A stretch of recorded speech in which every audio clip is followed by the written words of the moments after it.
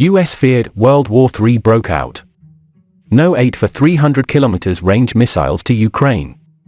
No nuclear weapons have yet been used in the conflict between Russia and Ukraine, but they are seen as indirectly shaping the war. The nuclear deterrence of the United States and NATO can ensure that tensions in Ukraine do not spill over into the member states of the military alliance. Meanwhile, Russia's nuclear deterrent is making the US and the West brainstorm with what weapons to send to support Ukraine so as not to be seen as directly provoking Russia. In fact, the US for almost half a year has refused to provide Ukraine with fighters or weapons with a range enough to reach Russian territory.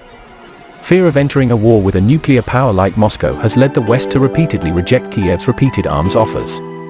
According to the conversation, Russia and NATO are effectively deterring each other to some extent.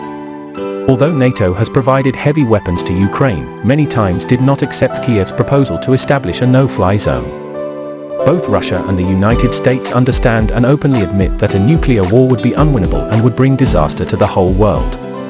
Therefore, they always act with caution against the risks that can escalate tensions, leading to the risk of direct confrontation between military superpowers.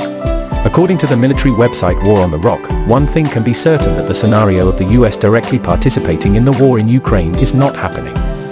Even when the US provided Ukraine with HIMARS multiple rocket launchers, it only provided missiles with a limited range of about 70 kilometers. The US has stated that it has never considered and will not consider the possibility of providing Ukraine with a 300 km range missile for HIMARS because of concerns about the scenario of World War III breaking out. Russia has stated that if Western weapons supplied to Ukraine are fired on Russian territory, Moscow will consider this a direct provocation situation and will respond strongly. This is one of 4 scenarios where Russia warns it could deploy nuclear weapons.